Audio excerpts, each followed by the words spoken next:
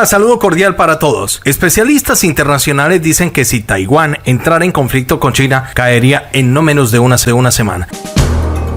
Los talibanes advierten a Estados Unidos de no desestabilizar el gobierno afgano.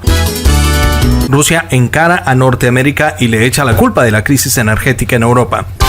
Pierde Estados Unidos un dron en la frontera sirio-iraquí. Taiwán comienza a construirse un nuevo buque de guerra. Los invitamos a este nuevo segmento informativo en Noticias de Última Hora. Muchas gracias por su apoyo y los invitamos a que se queden hasta el final del video al desarrollo de las noticias.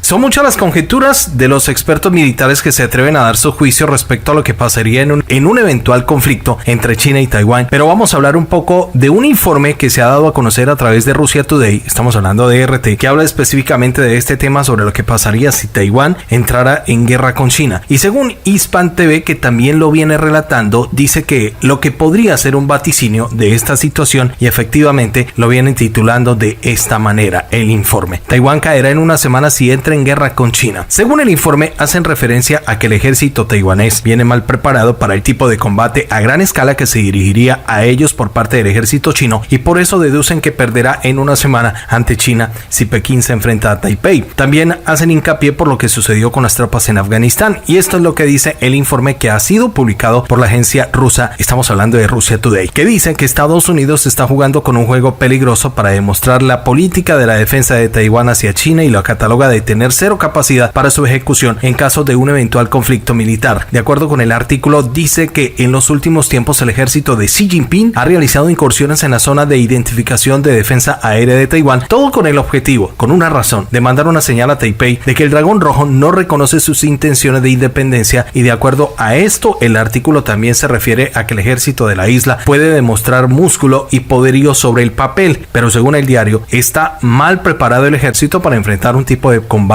a gran escala, es lo que dice el artículo, como este que se está planteando con China. Y si China decidiera llevar a cabo una invasión inminente a Taiwán, citamos las siguientes palabras del texto en mención: como el mundo aprendió en Afganistán, unas cifras impresionantes sobre el papel no se traducen automáticamente en una fuerza de combate impresionante sobre el terreno, y China ejercería una acción a gran escala muy superior a la de los talibanes que podrían contemplar. El texto también habla de que el diario ruso habla de que en algún caso de invadir China a Taiwán, serían evaluadas todas las posibilidades de victoria basadas en la inteligencia de cada uno de los ejércitos de Taiwán y China, y tendría una opción tácita para que China emprendiera una acción contra la isla, y por supuesto esto traería el rechazo del mundo entero. Y siguiendo con el hilo del texto que estamos desarrollando, se confirma que en cualquier caso de una invasión de China a Taiwán debido a las provocaciones de Occidente, Taiwán tendría una difícil tarea de repeler militarmente las acciones de China a nivel aéreo y anfibio, y supone el texto que en algún caso que las unidades sobrevivieran al asalto aéreo, agotarían rápidamente sus reservas de municiones, combustible y alimentos. El artículo también habla que las unidades podrían quedarse sin reabastecimiento y se empezaran a rendir, y de ahí la idea de la rendición se volverá contagiosa. Cito palabras del texto: los grupos defensores acérrimos podrían revivir la lucha durante el tiempo, pero la realidad es que Taiwán caerá en menos de una semana, ha concluido el texto. Recordemos que el país asiático de China reclama la soberanía sobre la isla de Taiwán y se ha opuesto abiertamente a los esfuerzos de Washington para fortalecer el apoyo a las fuerzas taiwanesas. El gobierno chino también advirtió que tomará las medidas necesarias para salvaguardar la seguridad e integridad territorial en su primera reacción tras conocer el informe del Wall Street Journal, que fue emitido hace pocas horas, donde se da a conocer que hay militares de los Estados Unidos dando entrenamiento militar a las tropas en Taiwán en secreto, todo por la soberanía de la isla. Y mucha atención, porque de otro lado de la información, Taiwán ha comenzado a construir la segunda corbeta de la clase Tushan, que estará equipada con misiles, cañón y una ametralladora. La información se dio a conocer este miércoles, donde Taiwán construye la segunda corbeta de la clase Tushan en el condado de Yilan, al nordeste de la isla de China, informaron medios locales. La construcción del buque se llevó a cabo con la elaboración de la compañía Lutex en el Instituto Nacional de Ciencia y Tecnología Tushan y la Armada. El comandante de la Armada, el almirante Liu Xinping, citado publicado por la agencia, declaró que Taiwán planea tener 6 buques de la clase Tuxian para finales del 2023. Los buques de la clase Tuxianhen pueden desplazarse a una velocidad máxima de 40 nudos y tienen desplazamiento de 685 toneladas y estarían equipados con misiles de defensa aérea Seaworth 2, misiles antibuque Xunfeng 2 y Xunfeng 3, así como un cañón de 76 milímetros y el sistema de armamento de proximidad Phalanx y ametralladora T-74. En septiembre, Taiwán presentó otra corbeta de la misma clase bautizada como Tajian. La líder taiwanesa Tsai Ing-wen asistió a la ceremonia de la entrega de la nave que tuvo lugar en los astilleros de Zhuao en el nordeste de la isla, donde se resaltó la capacidad de Taiwán para construir buques de guerra en menos de un año. Y también la Marina no solamente recibió el Tajian, sino que también completó varias pruebas en la preparación del barco para el combate, dijo la mandataria. Mucha atención porque en las últimas horas se habla de el cara a cara que tuvieron los talibanes y que han enviado un mensaje desde Qatar a Estados Unidos en donde advierten de no desestabilizar el nuevo gobierno en Afganistán. Según el gobierno afgano, esto generará problemas en la gente, especificando que socava la democracia de este país. Les hemos dicho claramente, el intento de desestabilizar el gobierno de Afganistán no es bueno para nadie, ha afirmado este sábado el ministro de Asuntos Exteriores talibán Amir Khan Muqati, especificando, como le habíamos dicho, que esto es malo para la gente. El canciller talibán también dijo estas palabras durante el primero de 2 días de conversaciones con la delegación estadounidense en Doha, en capital de Qatar. Muqati también ha sostenido con la delegación afgana y la de Norteamérica encabezada por el representante especial adjunto para la reconciliación de Afganistán, Tom West, y por Sarah Charles, principal funcionario humanitaria de los Estados Unidos para el Desarrollo Internacional USAID. Allí hablaron de cómo abrir una nueva página entre estas dos partes. En otro momento de las declaraciones, los talibanes han pedido a Estados Unidos que acabe con el bloqueo de las reservas del Banco Central afgano. El Departamento de Estado de los Estados Unidos anunció también en las últimas horas que la reunión con los talibanes no significa que Washington reconozca al gobierno talibán en Afganistán. Quédate conectado con las noticias del día. De otro lado, muchísima atención porque el gobierno de Vladimir Putin en las últimas horas se expresó de una forma tajante y clara referente a la culpabilidad de la actual crisis energética que vive todo el continente de Europa. Rusia, de esta forma, está acusando a Washington de seguir intentando poner obstáculos al acuerdo comercial del suministro de gas entre Moscú y el viejo continente. Preste mucha atención, amigos de Noticias de Última Hora, porque Sergei Lavrov, el canciller ruso, ha lanzado en las últimas horas una alerta que ha dirigido especialmente a sus socios europeos. Washington dice expresamente que la cooperación con Rusia es contraria a los intereses de la seguridad energética de Europa, algo que es totalmente fuera de la realidad y falso, dijo el funcionario, y luego dijo que la potencia del norte, comandada por Biden, busca sembrar discordia directamente con Rusia y crear una disputa entre nosotros para disminuir la interdependencia. Es decir, que Rusia en la actualidad surte de un 43.4% de las necesidades europeas de gas, y ahora miremos en este contexto, el segundo surtidor de gas europeo lo representa Noruega con un distante 20%. Eso es menos de la mitad de lo que envía Rusia a Europa, siguiendo de Argelia con un 12% y seguido de Reino Unido con un 55% y Estados Unidos con un 5%. Teniendo estos datos, se entiende que para Washington y sus intereses esto es un problema, ya que la Federación Rusa es la fuente confiable del gas para Europa y necesita y que puede cambiar el rumbo de la crisis que se vive actualmente. Rusia acusa de obstrucción a Estados Unidos. Vladimir Putin acusa al gobierno americano de torpedear la construcción, además de presiones diplomáticas para oscurecer el panorama del Nord Stream 2. Pero con el pasar de los años, nunca pudo detener el avance a Rusia y la llegada de este recurso energético a Europa.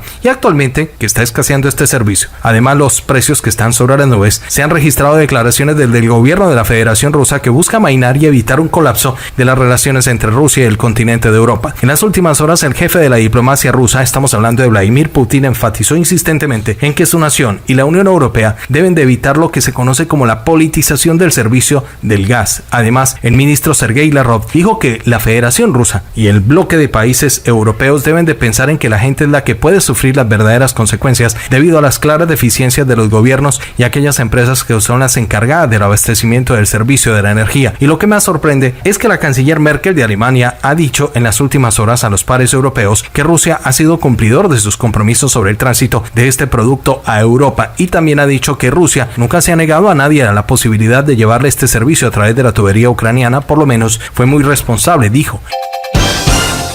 y también fue explícita diciendo que Rusia solo puede suministrar gas sobre la base de las obligaciones contractuales, pero señala que la Unión Europea debe ser responsable con sus obligaciones y por esto lanzó una pregunta en las últimas horas a todos, diciendo que si se había pedido el suficiente gas a Rusia o es el precio actual que impidió hacer los pedidos a Rusia. Y es curioso porque, como ustedes saben, Merkel fue una de las aliadas estratégicas comerciales de los Estados Unidos y en los hilos de las declaraciones a los medios claramente se nota su defensa al Nord Stream 2 y de paso al gobierno ruso, haciendo énfasis en la delicada situación que está atravesando el continente de Europa debido a la crisis energética por la falta de suministros y que ha puesto por las nubes las facturas de los ciudadanos y han derivado en protestas en Europa registrándose en alzas de hasta 6 veces más de lo normal, y la gente recrimina por supuesto a los políticos y su poca gestión al respecto de esta situación que es insostenible, y más previo a lo que será el invierno, donde se presume en Europa muchos y cientos de familias tendrán problemas muy serios para el calentamiento de sus hogares, y de paso muchas fábricas estarían al borde de la quiebra por la falta de este servicio, lo que derivaría en una crisis de abastecimiento sin productos. Bueno, pero lo cierto es que el día martes, en una reunión sobre el desarrollo del ámbito energético de Rusia, el mismo presidente Vladimir Putin dijo que es necesario estudiar la posibilidad de aumentar los volúmenes de gas en el mercado, así como también resaltó que hay que cumplir completamente con las obligaciones sobre el tránsito de gas a través de Ucrania. De otro lado de la información, mucha atención, el portavoz presidencial ruso Dmitry Peskov destacó que Rusia no tiene ningún papel en la crítica situación del gas en Europa y resaltó que Rusia ha cumplido y está cumpliendo todos sus compromisos en el marco de los contratos existentes. De esta forma siguen denunciando las presiones estadounidenses al Nord Stream 2, pese a las palabras de Angela Merkel. El canciller ruso Sergei Lavrov lamentó que la Unión Europea no promueva ni apoya la cooperación energética de determinados países con Rusia. Expertos internacionales dicen que es indiscutiblemente la crisis que tiene que ver con Washington. De hecho, el ministro Lavrov recordó que la Casa Blanca aplica presión sobre Bruselas desde la era Trump para obligarlo a renunciar al gas ruso que llega por las tuberías.